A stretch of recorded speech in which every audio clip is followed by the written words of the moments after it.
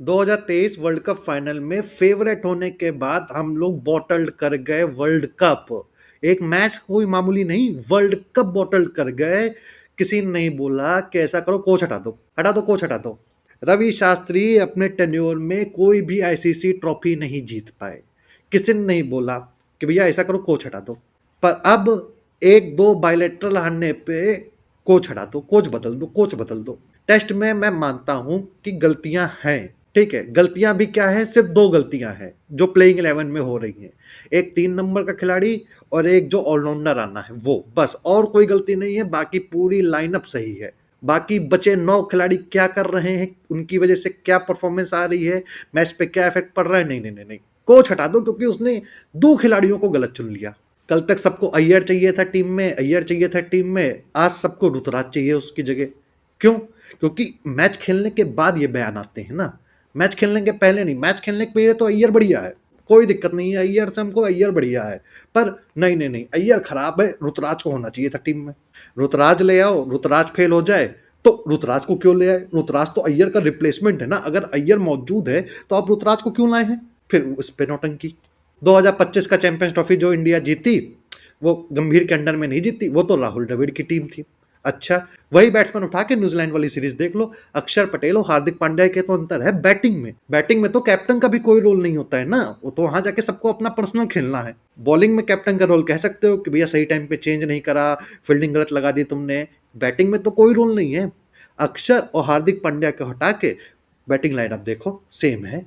तो अगर वो राहुल द्रविड़ की टीम थी तो ये भी तो राहुल द्रविड़ की टीम है। ये काहे हग रही है फिर ये हारने पे फिर काहे गौतम गंभीर बाहर हो रहा है? न्यूजीलैंड अपनी बी सी डी टीम खेल रही थी, तो क्या इंडिया अपनी पूरी बॉलिंग यूनिट खेल रही थी? न्यूजीलैंड वाले जो T20 वर्ल्ड कप के लिए अपने जो प्लेयर हैं उनको रेस्ट करा रहे हैं, उनको दे रहे हैं कि भैया तुम रेस्ट करो, तुम आराम करो, फर्जी कहीं इंजर्ड ना हो जाओ, तुमको आगे T20 वर्ल्ड कप खेलना है। तो इंडिया भी तो यही कर रही है, अपने मेन प्लेयर को रेस्ट करा के रखा है उसने। इसी वजह से एक्शन नहीं है, इसी वजह से बुमराह नहीं है, इसी वजह से समझ लो वरुण चक्रवर्ती नहीं है, इसी वजह से प्रसिद्ध खेल रहे हैं, इसी वजह से राणा खेल रहे हैं। जहां मैच हारेंगे तुरंत बातें होने लगी, शामी कहाँ है, बुमराह कहाँ है, ये कहाँ है, वो कहाँ है। अरे नहीं खिलाया जा रहा है। अभी थोड़े बहुत ऐसे प्लेयर देखे जा रहे हैं कि इनको चलो देखते हैं, ट्राई करके देखते हैं, मैच आएगा तो कैसा परफॉर्म करेंगे। नहीं नहीं नहीं नहीं नहीं, अभी सही खिलाने लगो कोर वर्ल्ड कप की टीम। नहीं खिलाओगे तो भैया ये जो एक्सपर्ट्स लोग हैं ना, ये बुरा मान जाएंगे। इतने बड़े बड़े ये लोग हैं, पता नहीं 10-10 15-15 साल से काम कर रहे हैं, क्रिकेट पे बोल रहे हैं। मैंने तो अभी 2 साल पहले ही चालू करा है, देख तो सब लोग बहुत पहले से रहे, बोलने की बात हो रही है। किसी के ये दिमाग में नहीं आ रहा है कि जब न्यूजीलैंड नहीं खिला रही है, अफ्रीका नहीं खिला रही है, ऑस्ट्रेलिया नहीं खिला रही है अपनी पूरी ओडीआई जो उनके मेन है, तो इंडिया क्यों खिलाए? और इंडिया भी नहीं खिला रही है। नहीं, एक्सपीरियंस की बात हो रही है। क्या एक्सपीरियंस है राणा के पास? 14 मैचों का। अर्शदीप के पास 15 ओडीआई मैचेस का।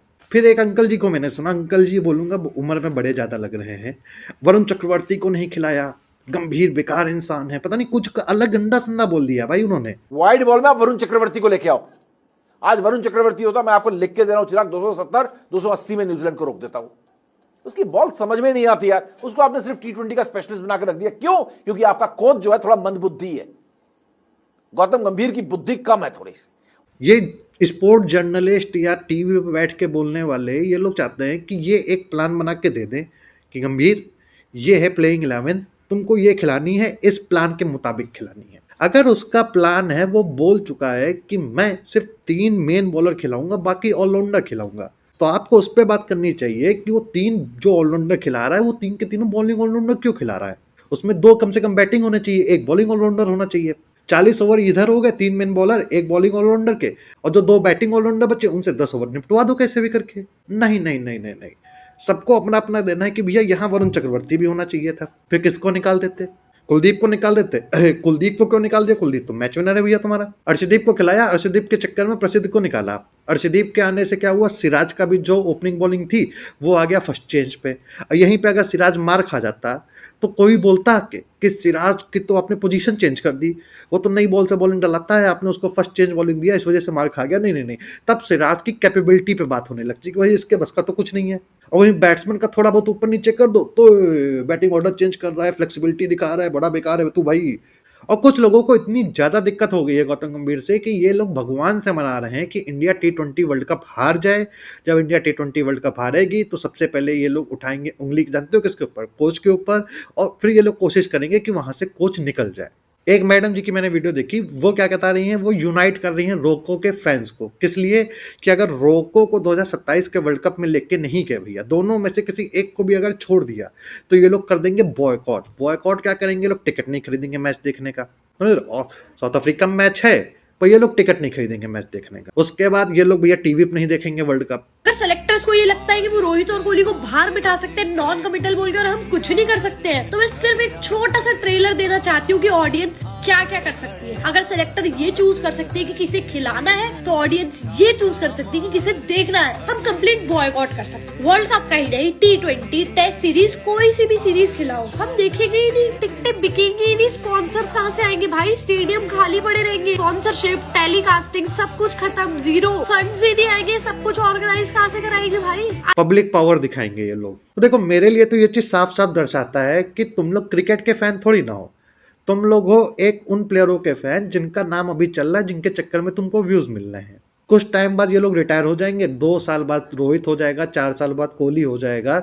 उसके बाद ना हर मैच में ये आके बस कंपेयर करा करेंगे, जैसे धोनी वाले करते हैं, बस ये लोग कंपेयर करा करेंगे। नहीं तो नया कोई बाप बना लेंगे अपना। अभी रोको, कल कोई और हो जाएगा, ऋतुराज हो जाएगा, गिल हो जाएगा, जायसवाल हो जाएगा, कोई हो जाएगा, XYZ। क्योंकि क्रिकेट की बात इनको करना कम पड़ जाता है। इनको एक बाप चाहिए जिसके नाम पे ये लोग बोल सकें, जिसके नाम पे ये लोग व्यूज इकट्ठा कर सके। और जनता तो अपनी चूतिया ही है, वो तो चली जाती है व्यूज देने, चूतिया ही है भैया। जब विराट वो SG की बॉल पकड़ नहीं पाया, उसने गुस्से में ऐसे लात मार दी, उसके बाद चले गए SG क्रिकेट पेज पे गरियाने, तो चूतिया ही है।